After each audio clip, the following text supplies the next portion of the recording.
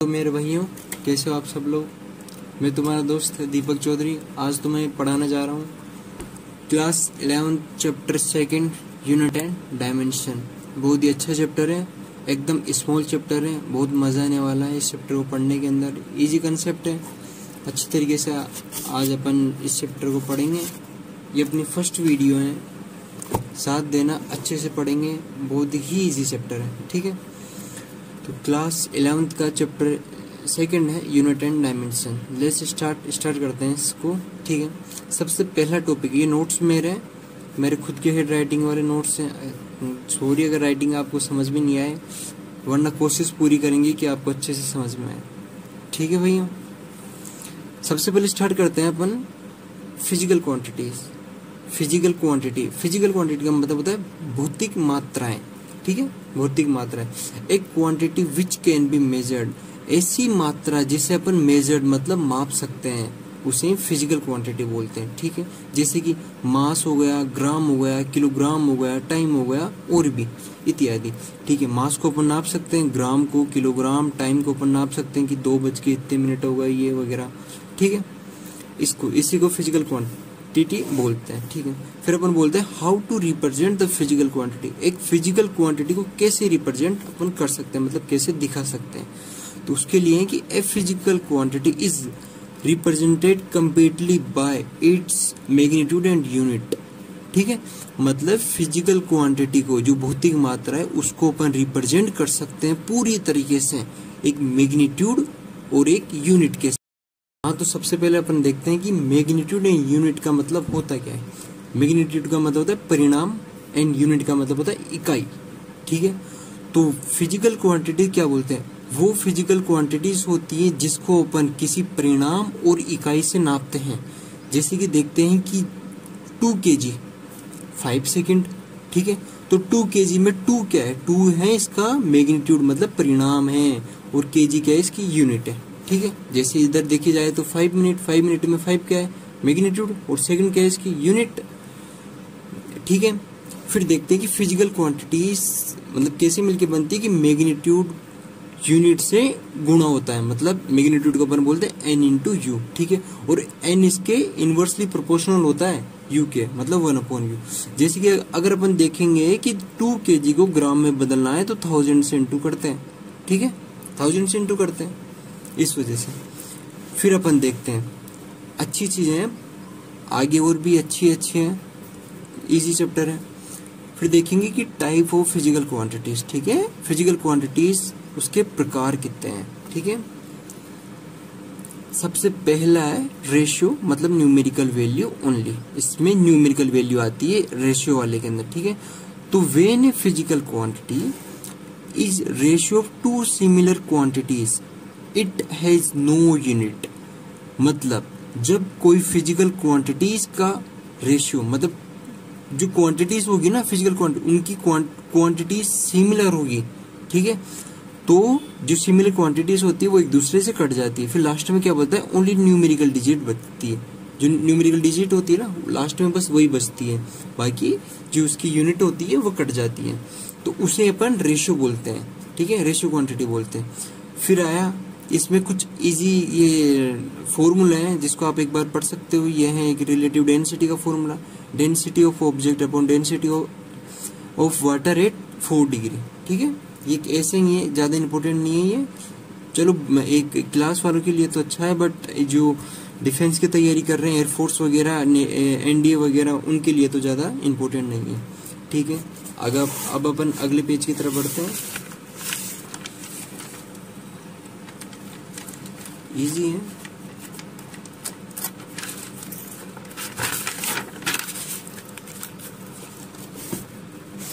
हाँ। फिर एक और ये एक फॉर्मूला रिफ्रैक्टिव इंडेक्स का। रिफ्रैक्टिव इंडेक्स के अंदर इसका फॉर्मूला होता है velocity of light in air upon velocity of light in medium, ठीक है। इसको अपन एक शॉर्ट नोट के अंदर शॉर्ट फॉर्म में बना सकते हैं कि म्यू बराबर c/v। सी क्या होता है, वेलोसिटी ऑफ लाइट। इसकी क्या होती है, यूनिट 3 × 10⁸ मीटर, ठीक है। और वी का आपको पता ही है कि एक वेलोसिटी होती है, ठीक है। ये भी कुछ इम्पोर्टेंट नहीं है, बस ओनली क्लास वालों के लिए इम्पोर्टेंट है, बाकी जो तैयारी कर रहे हैं डिफेंस की उनके लिए तो इम्पोर्टेंट नहीं है। फिर देखते हैं स्ट्रेन। स्ट्रेन क्या होती है? Change in dimension upon original dimension. ठीक है, जो डायमेंशन होती है उसमें चेंज होना, वो जो ओरिजिनल जो वास्तविक थी डायमेंशन उसके अंदर। ठीक है, फिर देखते हैं कि फर्स्ट तो अपन ने पढ़ी थी स्केलर क्वांटिटी। ठीक है, अब सेकंड है फर्स्ट तो पढ़ी थी रेशियो क्वांटिटी, सेकंड है स्केलर क्वांटिटी। स्केलर क्वांटिटी मतलब क्या होता है? Scalar quantity those quantity which have only magnitude, वो क्वांटिटी जिसके अंदर ओनली मैग्नीट्यूड मतलब परिणाम हो और कुछ भी नहीं हो, उस क्वांटिटी को स्केलर क्वांटिटीज बोलते हैं। अगर आपको स्पीड धीरे लग रही है तो आप स्पीड बढ़ा के देख सकते हो इस चीज को। मैं थोड़ा बहुत अच्छे से एक्सप्लेन कर रहा हूँ धीरे धीरे बोल के, तो अगर आपको स्पीड धीरे लग रही है तो आप स्पीड तेज करके इससे पढ़ लेना। ठीक है भाई, अब ध्यान से पढ़ते हैं अपन।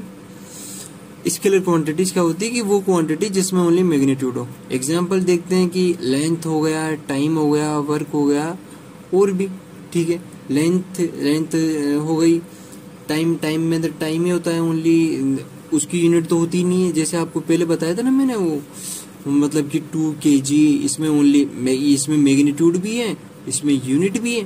ठीक है, तो इसमें क्या होता है? इसमें ओनली मैग्नीट्यूड ही होता है, यूनिट तो होती नहीं है। ठीक है, स्केलर क्वांटिटीज क्या होती है? पॉजिटिव और नेगेटिव भी हो सकती है। जैसे अपन देखते हैं कि 3 + 5 = 8 होता है, 3 - 5 = -2, मतलब नेगेटिव हो गई यहाँ पे और यहाँ पे पॉजिटिव थी सही। ठीक है, तो स्केलर क्वांटिटी आपको समझ में आई? वो क्वांटिटी जिसमें ओनली परिणाम होता है। ठीक है, इकाई नहीं होती है। अब आया फिर वेक्टर क्वांटिटी। वेक्टर क्वांटिटी क्या होती है? In this quantity the magnitude and direction both सारे हो। भाई वेक्टर क्वांटिटी में मैग्नीट्यूड भी होगा मतलब परिणाम भी होगा, और डायरेक्शन मतलब दिशा भी होगी, दोनों उसके अंदर होते हैं वेक्टर क्वांटिटी में। जैसे अपन देखते हैं कि डिस्प्लेसमेंट हो गया, वेलोसिटी हो गया, फोर्स हो गया और भी। ठीक है, डिस्प्लेसमेंट होता ही है वेक्टर, और ये जो वेक्टर क्वांटिटी होती है ना, ये भी पॉजिटिव और नेगेटिव दोनों होती है। जैसे कि स्केलर क्वांटिटी थी ना पॉजिटिव नेगेटिव, वैसे ही वेक्टर क्वांटिटी पॉजिटिव और नेगेटिव होती है। फिर इसके अपन पढ़ते हैं। अब ये तो इजी आया, अभी थोड़ा बहुत अब डिफिकल्ट, थोड़ा सा डिफिकल्ट, बाकी इतना भी नहीं है। अब बहुत देर हो गई, आपको एक शायरी सुनाई जाए कि फूल है गुलाब का, के फूल है गुलाब का, चमेली का मत समझना, आशिक हूँ फिजिक्स तेरा, केमिस्ट्री का मत समझना। अरे भाई शायर बन रहा हूँ मैं भी धीरे धीरे। चलो कोई ना, बहुत ही मजा आने वाला है आपको, साथ देना बस। ठीक है, चलो अब अपना पढ़ते हैं फंडामेंटल एंड डेराइव्ड क्वांटिटी। भाई फंडामेंटल और डेराइव्ड क्वांटिटीज क्या होती है?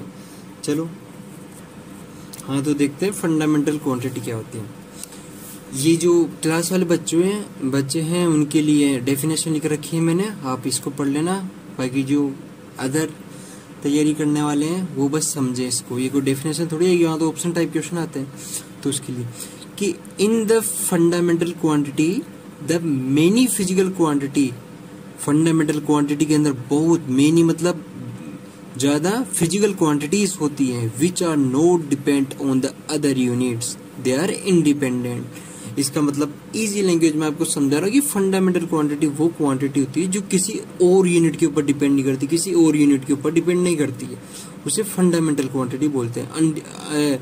इंडिपेंडेंट होती है, जैसे कि जंगल का राजा कौन होता है? शेर। वो बस इंडिपेंडेंट होता है, वो किसी के ऊपर डिपेंड नहीं करता, वो राजा है ना, इस वजह से। तो इसका एग्जांपल देखते हैं अपन कि लेंथ है हो गई, मास हो गया, टाइम, ये इंडिपेंडेंट होती है, किसी के ऊपर डिपेंड नहीं करती है। ठीक है, अब मास है, मास किसके ऊपर डिपेंड करता है? ओनली खुद के अंदर ही होता है मास, तो मास होता है। ठीक है, ये किसी के ऊपर डिपेंड करता ही नहीं। फिर आ गई फंडामेंटल, तो गई। फिर आई डेराइव्ड क्वांटिटी। डेराइव्ड क्वांटिटी क्या होती है? In the derived quantity the many physical quantity which are be depends on other quantity, they are dependent. मतलब डेराइव्ड क्वांटिटी क्या होती है? इजी लैंग्वेज में समझो कि डेराइव्ड क्वांटिटी वो क्वांटिटी होती है जो किसी और अदर क्वांटिटी के ऊपर डिपेंड करती है, उसे डेराइव्ड क्वांटिटी बोलते हैं। जैसे हो गई फोर्स हो गया, एरिया हो गया, वॉल्यूम हो गया। ठीक है, ये किसी और के ऊपर डिपेंड करती है। जैसे फोर्स का फॉर्मूला क्या होता है? F = m। ठीक है, इसको भी अपन एक्सप्लेन करेंगे लॉज ऑफ मोशन के अंदर बहुत ही अच्छी तरीके से। न्यूटन का सेकंड लॉ है, ये बहुत प्यारा है। अब फोर्स को देखो, फोर्स दो चीज के ऊपर डिपेंड कर रहा है ना, कर रहा है मास पे कर रहा है और एक्सेलरेशन पे कर रहा है। इस वजह से ये डेराइव्ड क्वांटिटी, क्योंकि इसकी जो फोर्स है ये बना हुआ है, बनाई गई फोर्स की यूनिट होती है ना, तो वो भी डेराइव्ड होती है किसी और क्वांटिटीज की। इस वजह से फोर्स है, एरिया हो गया, वॉल्यूम हो गया, ठीक है। बाकी तो आप समझते ही हो, ऐसे तो इतने बड़े हो ही है, अब समझाने की क्या जरूरत है, ठीक है। फिर अपन अब पढ़ते हैं, ठीक है, वो तो हो गया। अब पढ़ते हैं सिस्टम ऑफ यूनिट। जो यूनिट्स होती है ना, इकाइयां, उनका सिस्टम, उनके सिस्टम्स अलग अलग प्रकार की होती है वो, तो उनका एक complete set of unit, complete set of unit both fundamental and derived for all kind of physical quantity is called system of unit.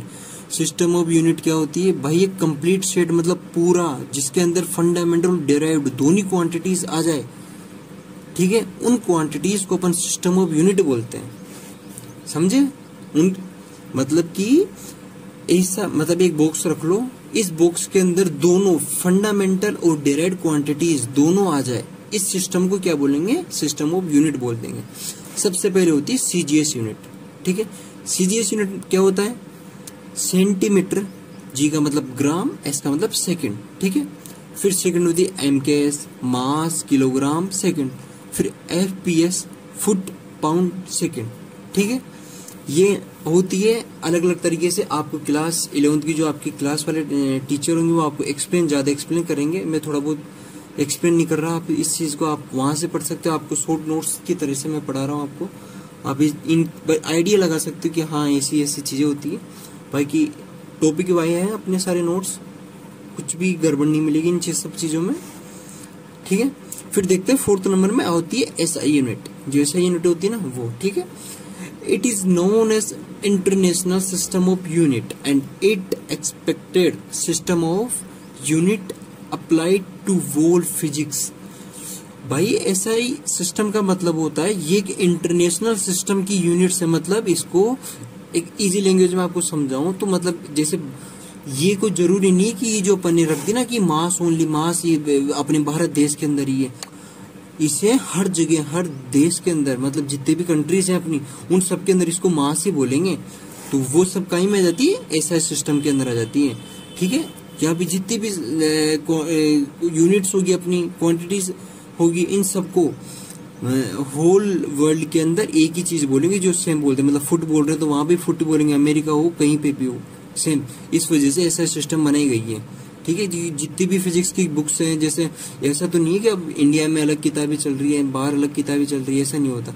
सबके अंदर जितनी भी यूनिट्स होती है वो सब सेम होती है, ठीक है। तो आज के लिए अपन इतना ही रखते हैं। अपना जो पार्ट है सेकंड पार्ट, उसके अंदर अपन इसे कंटिन्यू रखेंगे, उसे अपन जल्दी लॉन्च करेंगे। इस वाली वीडियो पे आप अच्छा सा सपोर्ट दिखाना, अच्छी तरीके से आप सपोर्ट दिखाना, मजा आ जाए। अगले वाला चैप्टर, जो अगले वाला पार्ट होगा अपना, उसे भी अपन बहुत ही अच्छे तरीके से समझाएंगे और पढ़ाएंगे। अगर आपको समझ में आया तो एक बार कमेंट में जरूर बताना, और भाई का थोड़ा बहुत सपोर्ट करना। स्टार्टिंग करिए अभी तो अपन ने जर्नी की, आगे आगे देखते हैं, साथ दोगे तो बहुत मजा आने वाला है। बाकी अगर आपको इसके स्क्रीनशॉट चाहिए नोट्स वगैरह बनाने के लिए, नोट्स एकदम अच्छे हैं, ये कोई भी कमी नहीं है इनमें।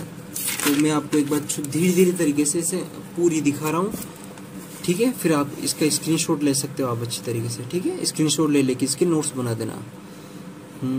इसका स्क्रीनशॉट लिया और फिर इसका कंप्लीट स्क्रीनशॉट, हाँ, लेके इससे आपको आइडिया हो जाएगा एक अच्छे तरीके से कि हाँ ऐसे ऐसा होता है इन सब चीज़ों में। शॉर्ट नोट्स की तरह से आप इसे यूज़ कर सकते हो। इसका स्क्रीनशॉट लिया और देन फिर इसका, ठीक है। एक बार आप टीचर जो अभी अभी नए नए बच्चे आए, अभी तो स्टार्टिंग 11th क्लास के अंदर, एक बार आप खुद से पढ़ लेना इस चैप्टर को इस वीडियो से। फिर आपको जो टीचर समझाएंगे ना उसमें आपको ज़्यादा दिक्कत नहीं आएगी, ठीक है। हाँ, इसका स्क्रीनशॉट। बाकी अपन कंटिन्यू रखेंगे अपना, अगला पार्ट आपको जल्दी भेज देंगे, ठीक है। मैं ज़्यादा तो कुछ बोलूँगा नहीं क्योंकि अभी तो स्टार्टिंग करी मेरे भाइयों, अपन भी ज़्यादा बड़ा नहीं है अभी तो छोटे ही हैं, ठीक है ना। Okay, thank you, bye guys and love you. Support दिखाना।